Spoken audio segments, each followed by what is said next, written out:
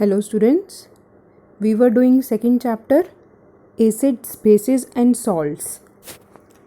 इसमें इस टॉपिक में लास्ट पैराग्राफ वाज लेफ्ट कि the process of dissolving an acid और base in water is a highly exothermic one, कि जब भी हम एसिड और बेस को वाटर में डिसॉल्व करते हैं तो एक बहुत ज़्यादा एक्सोथर्मिक रिएक्शन है. एक्सोथर्मिक रिएक्शन है मतलब इसमें बहुत ज़्यादा हीट रिलीज़ होती है. ठीक है, तो हमें हमेशा जब भी हम एसिड या बेस को वाटर में डिसॉल्व कर रहे हैं तो proper care must be taken, बहुत ध्यान से करना है. और एक चीज़ हमेशा याद रखना, the acid must always be added slowly to water.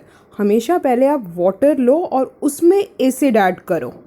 ठीक है, कभी भी वाटर जो है एसिड में नहीं ऐड करेंगे. There is a difference between these two. मैं क्या कह रही हूँ, हमेशा हमने एसिड ऐड करनी है वाटर में, कभी भी वाटर ऐड नहीं करना एसिड में. क्योंकि अगर हम वाटर ऐड करते हैं एसिड में तो जो हीट जनरेट होगी वो बहुत ज़्यादा होती है और मिक्सचर क्या हो जाता है, एकदम स्प्लैश हो जाता है और हो सकता है हमारे फेस पे आ जाए, तो हमारा फेस जो है वो बर्न भी हो सकता है. ठीक है, या ग्लास कंटेनर जिसमें हम मिक्स कर रहे हैं एसिड और वाटर को, हो सकता है वो ब्रेक हो जाए क्योंकि बहुत ज़्यादा हीट रिलीज़ होती है. तो केयर मस्ट बी टेकन कि एसिड जो है it must always be added slowly to water. Okay, now next is how strong are acid और बेस सॉल्यूशंस. अब हमने ये तो देख लिया कि ये चीज़ एसिड है, ये बेस है. अब कि एसिड और बेस सॉल्यूशन जो हैं ये कितने स्ट्रॉन्ग हैं, कि एसिड है तो वो कितनी स्ट्रॉन्ग एसिड है, ये स्ट्रॉन्ग है या वीक है. सिमिलरली बेस जो है वो स्ट्रॉन्ग है या फिर वीक है. For this we have pH scale. इसके लिए हमारे पास एक स्केल है, उस स्केल का नेम है pH scale. It is a scale for measuring hydrogen ion concentration in A solution. ये स्केल क्या मेजर करता है कि सॉल्यूशन में हाइड्रोजन आयन की कंसंट्रेशन कितनी है. ठीक है, अब जितनी ज़्यादा हाइड्रोनियम आयन की कंसंट्रेशन होगी, lower is the pH value, उतनी उसकी pH वैल्यू कम होगी. क्लियर. अब इसमें जो स्केल है हमारे पास, इसकी कुछ मेजरमेंट होंगी. जैसे हमारे पास नॉर्मल स्केल होता है जो हम मैथ्स वगैरह में यूज़ करते हैं, उस पर 0 से 15 सेंटीमीटर तक होता है, हम उससे लेंथ मेजर करते हैं. अब जो साइंस में pH स्केल होता है ये है 0 से 14 तक. इसकी मेजरमेंट क्या है, 0 to 14. और ये क्या मेजर करता है, हाइड्रोनियम आयन की कॉन्सेंट्रेशन मेजर करता है. ठीक है, अब इसमें 7 जो है वो न्यूट्रल है, मतलब जिसकी pH 7 आती है वो न्यूट्रल सॉल्यूशन है, ना ही वो एसिडिक है, ना ही उसकी प्रॉपर्टीज बेस से मैच करती हैं, दैट इज न्यूट्रल. और जो 7 से लेस है तो वैल्यूज़ जो 7 से लेस हैं, कम है, इसका मतलब वो एसिड है. और जो वैल्यूज़ 7 से ज़्यादा है, मतलब 7 to 14 के बीच में है, तो वो रिप्रेजेंट करता है, वो क्या है, वो बेस है. क्लियर. अब जितनी ज़्यादा वैल्यू होगी, सपोज बेस है, एक की pH आ रही है आपके पास 12 और एक की आ रही है 14, तो जिसकी pH 14 है वो ज़्यादा स्ट्रॉन्ग बेस होगा. क्लियर. इसमें देखो एरो भी लगा हुआ है ना, बेसिक नेचर इंक्रीजिंग, तो ये कम से ज़्यादा हो रहा है. तो जिसकी 14 है उसकी जो बेसिक नेचर है वो सबसे ज़्यादा होगी. और ऐसे ही एसिडिक नेचर में देखो इस साइड हो रहा है ये, तो मतलब जिसकी pH वैल्यू 1 है तो उसकी एसिडिक नेचर ज़्यादा होगी एज़ कंपेयर टू जिसकी pH वैल्यू 4 या 5 है. क्लियर. अब इसके बाद नेक्स्ट है importance of pH in everyday life. pH की हमारी एवरीडे लाइफ में क्या इम्पॉर्टेंस है. Are plants and animals pH sensitive. देखो हमारी बॉडी जो है उसकी pH रेंज होती है 7 to 7.8. हम सिर्फ इतनी ही होती है हमारी बॉडी में pH रेंज 7 to 7.8. और जो रेन वाटर होता है, जब कई बार हम बोलते हैं ना कि आज एसिड रेन होती है, तो एसिड रेन जो होती है, मतलब देखो नेम से पता चल रहा है एसिड, तो मतलब या 0 से 7 के बीच में होगा.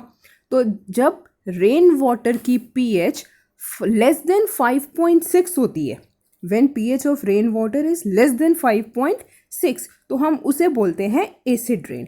और जब वो एसिड रेन रिवर्स में जाती है तो वो रिवर वाटर की भी pH कम कर देती है, जिससे वहाँ पे जो एक्वेटिक लाइफ है, जो फिश वगैरह हैं वहाँ पे, उनकी वो डेंजर में आ जाती है, उनकी सर्वाइवल में डिफ़िकल्टी होती है। ठीक है, तो एनिमल्स और प्लांट्स भी जो होते हैं वो इसका मतलब पीएच सेंसिटिव होते हैं, पीएच का उन पे इफ़ेक्ट पड़ता है। अब नेक्स्ट है what is the pH of the soil in your backyard, मतलब जो हमारे घर के पीछे सॉइल है उसकी पीएच क्या है। देखो प्लांट्स अगर लगे हुए हैं तो प्लांट्स की हेल्दी ग्रोथ के लिए भी एक स्पेसिफिक पीएच रेंज होती है। क्लियर, बहुत ज़्यादा अगर होगी पीएच रेंज तो भी वो ग्रो ठीक से नहीं कर पाएंगे, तो उसके लिए भी एक स्पेसिफिक पीएच होती है जिसमें प्लांट्स ग्रो कर पाते हैं। नेक्स्ट है pH in our digestive system. हमारे डाइजेस्टिव सिस्टम में पीएच का क्या रोल है। अब आपको सबको पता है, हमने डाइजेस्टिव सिस्टम में किया है कि our stomach produces hydrochloric acid. हमारा स्टमक जो है कौन सी एसिड प्रोड्यूस करता है, हाइड्रोक्लोरिक एसिड। ये क्या करती है, ये डाइजेशन में हेल्प करती है। ठीक है, हमारे स्टमक को हार्म नहीं पहुंचाती ये एसिड, ये सिर्फ जो हमने फूड खाया है उसको डाइजेस्ट करने में हेल्प करती है। तो ड्यूरिंग इनडाइजेशन कई बार होता है कि हमें एसिडिटी हो रही है या ठीक से हमें खाना पच नहीं रहा, इनडाइजेशन हो रहा है, तो क्या होता है उस टाइम, क्या होता है जो हमारा स्टमक है उसने बहुत ज़्यादा एसिड प्रोड्यूस कर दी होती है और उससे या तो हमें इरिटेशन हो रही होती है या कई बार जैसे पेट में दर्द होता है, तो ये उस रीज़न से होता है। तो उस पेन से छुटकारा पाने के लिए, to get rid of this pain, हम क्या करते हैं, कई बार बोलते हैं इनो ले लो। ठीक है, तो या एंट एसिड खा लेते हैं, कई बार होता है ना एसिडिटी की गोली खा लेते हैं। हाँ, तो वो क्या होते हैं, वो एक्चुअली क्या है, वो एक बेस है। वो क्या होता है, एक बेस है। तो हमारे स्टमक में जो एक्सेस एसिड प्रोड्यूस हुई है वो उस एसिड को न्यूट्रलाइज कर देता है, वो बेस। क्लियर, तो इसलिए to get rid of the pain people uses base, जिसको हम क्या बोलते हैं, एंट एसिड्स।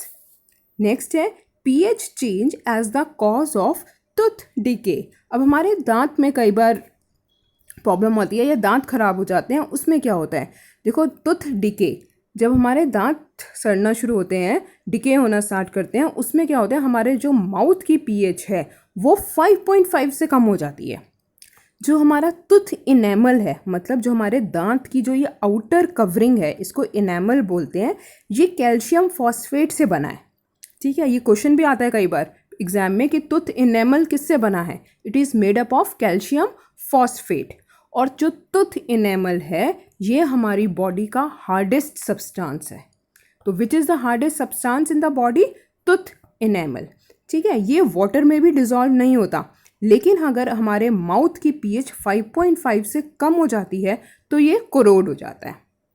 ठीक है, तो हम क्या करते हैं, कई बार हमने जैसे कुछ मीठा खाया, तो it is advised by doctor कि कभी भी हम कुछ भी खाते हैं, मीठा खाओ या कुछ भी खाओ, तो you should rinse your mouth, कुल्ला कर लो एक बार।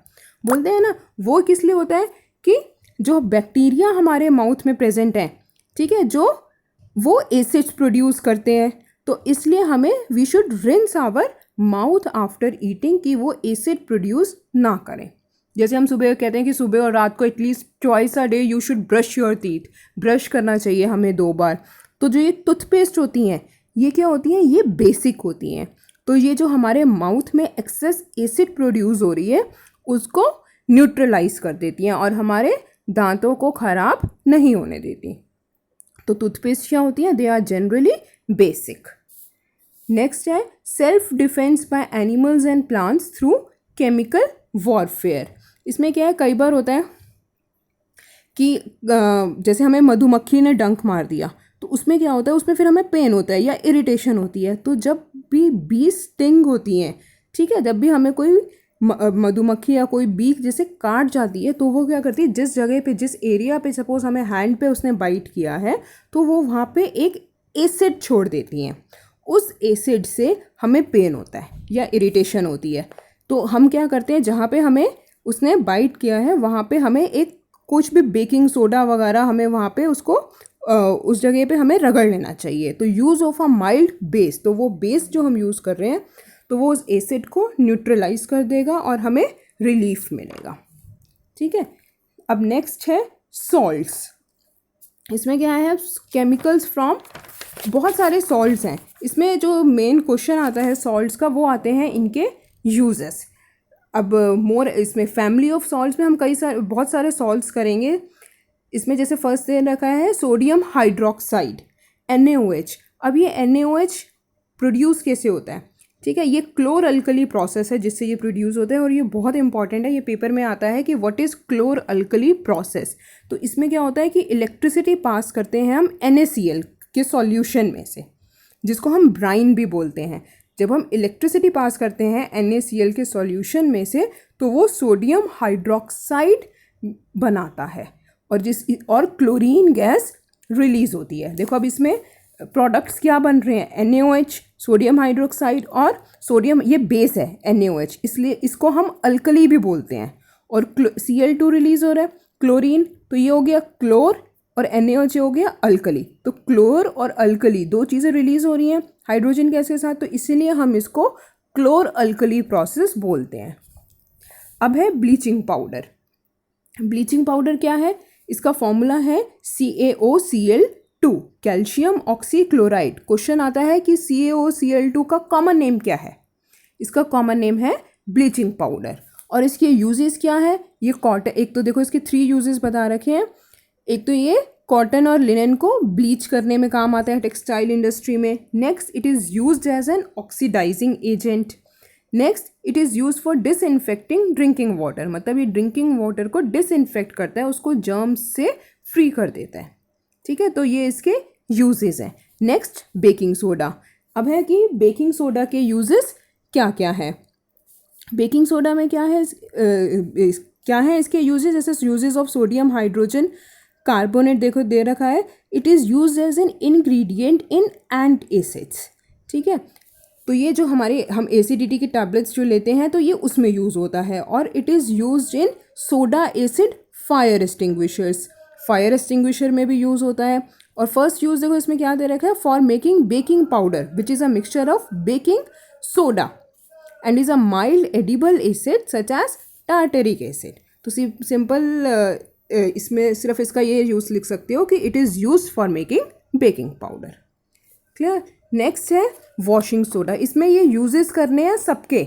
अब वॉशिंग सोडा ये पेपर में आते हैं, वॉशिंग सोडा के क्या यूजेस हैं, it is use in glass, soap and paper industry.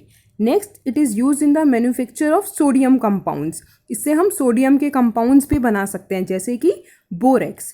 और वॉशिंग सोडा से क्या होता है, ये सबको पता है, ये as a cleaning agent use होता है, ठीक है। और ये वाटर की परमानेंट हार्डनेस को रिमूव करने में भी इट इज़ यूज्ड। अब नेक्स्ट है plaster of Paris. Plaster of Paris की देखो क्या है, प्लास्टर ऑफ पेरिस का फॉर्मूला है CaSO4 डॉट हाफ H2O, मतलब कैल्शियम सल्फेट और उसमें हाफ मॉलिक्यूल है वाटर का। अब ये इसमें क्या करेंगे, एक और सब्सटेंस है जिसको हम बोलते हैं जिप्सम, उसमें और इसमें क्या डिफरेंस है, देखो है दोनों में कैल्शियम सल्फेट। जिप्सम में 2 मॉलिक्यूल्स होते हैं वाटर के और प्लास्टर ऑफ पेरिस में हाफ मॉलिक्यूल है वाटर का। तो अगर हम प्लास्टर ऑफ पेरिस क्या होता है, वही होता है ना, कई बार जैसे हमें कोई बोन टूट जाती है, हड्डी टूट जाती है, प्लास्टर लगता है, वही है प्लास्टर ऑफ पेरिस जो डॉक्टर्स यूज़ करते हैं फॉर सपोर्टिंग फ्रैक्चर्ड बोन्स, ठीक है। वाइट कलर का जो पाउडर होता है, ऑन मिक्सिंग इट, जब हम उसको वाटर के साथ मिक्स करते हैं तो इट चेंजेस इनटू जिप्सम, वो एक जिप्सम में कन्वर्ट हो जाता है। तो जब हम प्लास्टर ऑफ पेरिस में अगर 1.5 मॉलिक्यूल वाटर का और ऐड कर देते हैं तो वो क्या बन जाता है, जिप्सम। अब जिप्सम से अगर हमें प्लास्टर ऑफ पेरिस बनाना है तो जिप्सम को हम हीट कर देंगे, 1.5 मॉलिक्यूल वाटर का उसमें से कम कर देंगे, हीट कर देंगे उसको, तो जब हाफ मॉलिक्यूल बच जाएगा तो वो क्या बन जाएगा, प्लास्टर ऑफ पेरिस। और it is use for making toys, materials for decoration and for making surfaces smooth, clear.